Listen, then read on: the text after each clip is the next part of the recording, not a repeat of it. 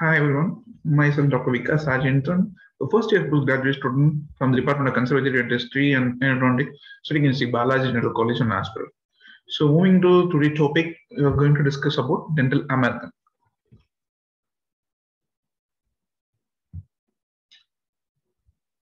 So what is dental amalgam? So what are the objectives we are going to deal in the today's presentation is definition of dental amalgam, outline of the formulation of dental amalgam, then classification of dental amalgam, setting reaction of the dental amalgam, the properties, then manipulation of dental amalgam and the variables of different variety properties, and justification of use of amalgam in today's days. So coming to the definition, dental amalgam is nothing but a alloy of metals with mercury as one of its constitution. So for formulation, composition of mercury does a powder part and the liquid part. So the alloy consists of silver, tin, copper, zinc, or indium, or palladium and platinum. So liquid is mercury. So roles of the elements. Each elements in the alloy plays an important role. So the silver increases the strength and reactivity and tarnish resistance. So tin controls the reaction between the silver and mercury. It reduces the rate of reaction expansion. The copper increases the hardness, and zinc scavenges the oxygen at the manufacture and reduces the brittleness. So zinc also acts a major disadvantage as a delayed expansion setting. To overcome this, they introduce palladium and platinum. So palladium helps in hardens and whiten the alloy. Then platinum hardens and increases the corrosion resistance. So classification of dental amalgam is based on 4 types, based on shapes, based on copper content, based on zinc content, based on the number of alloys. So based on the shape of the alloys, there are 3 types: lathe cut, spherical cut, and admix. Based on the copper content, there either will be low copper, high copper, or unicompositional amalgam alloys. So the low copper has ranged from below than 6%. So it's a conventional alloy traditional. High copper is ranged from more than 6%. That is ranges from 12 to 13%. The unicompositional alloys. Then based on the number of alloys, binary alloy, tertiary alloy, and quaternary alloys. Binary means silver and tin. Tertiary means silver, tin, copper. Quaternary means the composition of 4 alloys: silver, tin, copper, and zinc. So based on the zinc, it is either zinc containing amalgam or zinc free amalgam. So if zinc containing means it contains more than 0.01% of zinc. If the non-zinc containing, it contains less than 0.0% of zinc. So advantages of zinc containing: the zinc as an induced aid in manufacture. It helps to clean and sound the casting ingots used for the procedure. And what are the main disadvantages is the delayed expansion. What is delayed expansion? A gradual expansion of the zinc containing amalgam over a period or months. This expansion associated with the development of hydrogen gas. When the zinc reacts with the saliva or water, it will over a period of time or weeks or months, will continue. It can keep on producing a hydrogen gas. So eventually, it will the expansion will occur. The patient will have pain during the. So remedy is using of zinc-free alloys, capital argentin to given to the rubber dam isolation for preparing. So you have to keep it isolated when doing amalgam. You have to keep it isolated from the external liquid source of amalgam. So manufacture of alloy is manufactured in lathe cut alloy or spherical alloys. So lathe cut alloys, these particles can be milled or further reduced and round them off. They are usually 30 micrometers in size. Spherical alloy, these are manufactured via atomization. These size of the alloys ranges from 40 to 50 micrometer. Comparison of lathe cut and spherical cut. The particles are irregular in lathe. The particles are spherical in spherical alloys. Manufactured by milling annular ingoid of alloy. Manufactured atomization requires more mercury is required, less mercury is required. The size of the particles ranges from 30 micrometer. It's from 40 to 50 micrometer. So next, coming to the manipulation of dental amalgam. So first, proportions. Take the equal proportions of the alloy and mercury, then triturate, then condense in the cavity, trimming and carving, then the final step is polishing.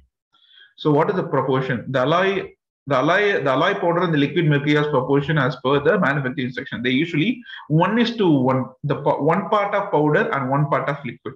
So the bulk package, the dentist should buy a bulk quantity of alloy and the mercury. The alloy could be supplied as a tablet. So number of The dental amalgam is available as bulk packages, capsules, then pre-capsulated amalgam packages. So dental amalgam is a bulk, dental amalgam is a ingots, dental amalgam is a so capsulated form is already they have a mixed form. They will use the amalgamator. Equal proportion is already made. I mean, mercury will be in equal proportion. Mercury and alloy will be in equal proportion. So in the use of amalgamator, they will mix it and use it for the restorations. So capsulated dental amalgam products are used when these are different weights are referred to as spills. The numbered concentration 1 to 3% of the mass dental amalgam produced each. The different spills are usually color coded, and the caps or copies will have a different color coding. So coming to the next part is trituration. It is different. Amalgam and alloy is mixed in the two methods. One is manually and one is motorized. The manually using a mortar and pestle is the traditional method of doing amalgam restoration. You take the mortar and pestle. First, dispense the equal proportion of amalgam and mercury in the mortar. Then take the pestle. Then knead it completely and completely immerse with the amalgam with the mercury. Then in the disadvantages is unhealthy mercury vapor inhalation and inadequate mixing further. This method is not recommended nowadays.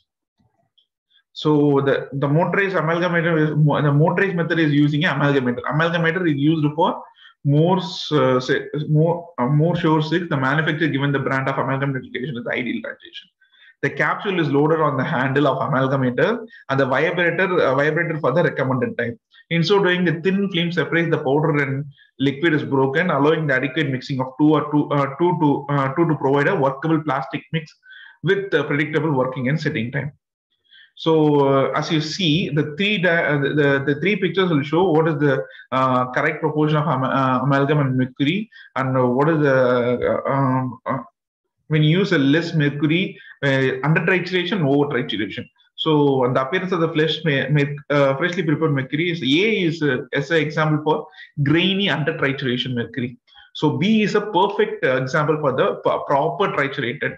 Then C is over triturated. Appears very shiny, and the property the triturated one because of the more fluid consistency, more of mercury.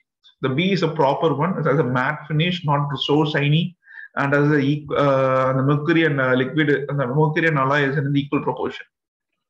So condensation. After titratting, you have to condense the cavity. From the motor, take the amalgam with the plastic filling instrument, then condense it, condense it nicely. When I remove the excess mercury to get the compact and homogenization, the force should be applied is 4 to 4 kg while packing the amalgam with condenser. After condensation of each increment, surface should be shiny in appearance. So the shiny appearance is due to the excess of amalgam. You just wipe it off the amalgam with the cotton or the gauze. Condensation should be done immediately after the trituration to avoid the porosities. The late cut alloys will be easier to condensate because of the particle size resist the force. Light condensation is usually sufficient for the adequate compaction of the spherical alloys. Carving. So the next step in amalgam restoration is carving. This is done to remove the last mercury-rich layer and to achieve the tooth morphology. The spherical particles are easier to curve and the late curve which are coarser. The setting time is 2 to 5 minutes and the working time is less than 2 minutes.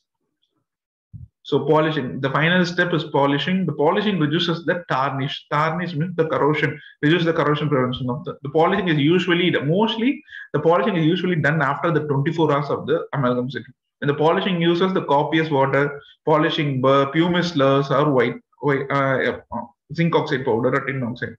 One can also use amalgam polishing stone. The stones, we can use the amalgam polishing stone for polishing the amalgam. Our cups, rubber cups is also there. We can use it with the slow speed counter angle hand piece with the suitable paste or some to polish the amalgam. So next is setting reaction of the amalgam. The low copper, high copper, the spherical alloy each has a different setting reaction, and the phases will be in alpha phase, gamma phase, gamma 1, gamma 2. Epsilon phase and xenon phase. So the properties, coming to the mechanical properties, it has mechanical properties. The strength, which develops a high compressive strength after 7 days. The amalgam usually develops a higher compressive strength after 7 days. However, it has a low tensile strength, making it brittle, and weight effects cannot be placed in a thin layer of factor, which may decrease the strength of the amalgam. So over trituration and under trituration, a mix will easily fracture when compared to the proper trituration mill. So modulus of elasticity, amalgam dental restoration have higher yield Young's modulus than enamel and dentin. They are retained in cavity through mechanical means. So the hardness, it is harder than dentin but lower than the enamel. So fracture toughness, it has a comparatively higher fracture toughness compared to other restorative materials like composite, GICs, and all that. So the radio opacity, the dental amalgam is very radio opaque.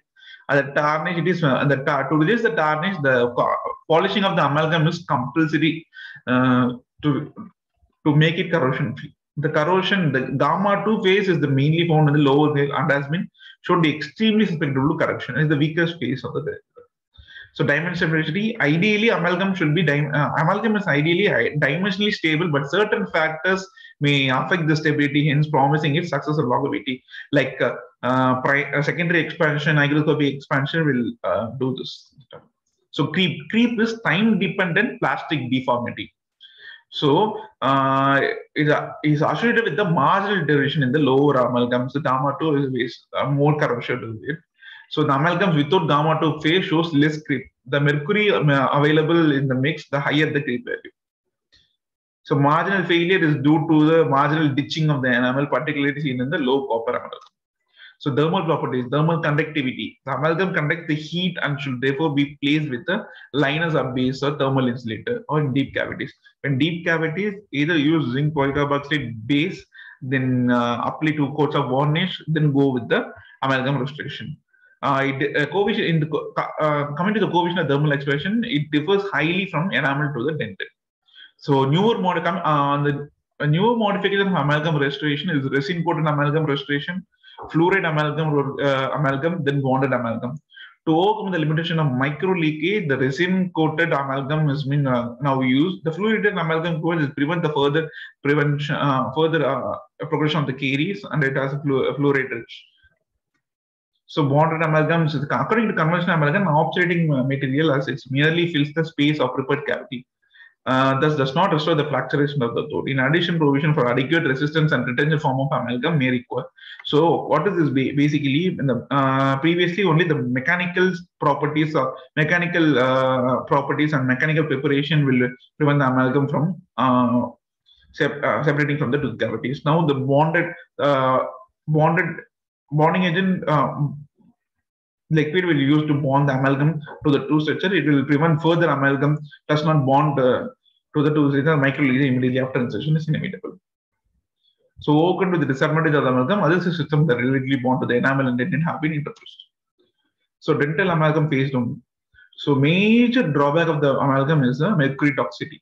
So the meshes which can react with the mercury can react with jewelries if really absorbed through the skin, mucus, and membranes and lung. The initial exposure, for example, drugs and ointments lead to sensitization. The characteristics, this is characteristic by 5 stages. Stage 1 will start with the headache, backaches, nausea, fatigue. Stage 2 is diplopia, anorexia, anemia. Stage 3 will lead to salivation, excessive salivation, stomatitis, gingivitis. Stage 3 will be excessive shyness, lack of coordination, hand tremors. Stage 5 is depression modes, hallucination, and disorientation. So in attempts to eliminate this use of amalgam, the gallium was introduced with the normal alloy powder to form a gallium alloy. However, these are extra. Because the gallium is very expensive, is unstable, and exhibit poor clinical result as compared to the amalgam. Pure mercury, whether the liquid or gaseous, it is a toxic. So nowadays, most of the dental products are represented as a pre-proportion capsules. Hence, the amount of unreacted mercury will be very less. So compared to the conventional with the mortar and pestle, the pre-capsulated using amalgamator will be very safe, and it can prevent the mercury vapors. So if you are using a mercury, handle very carefully because there is a little chance of mercury toxicity.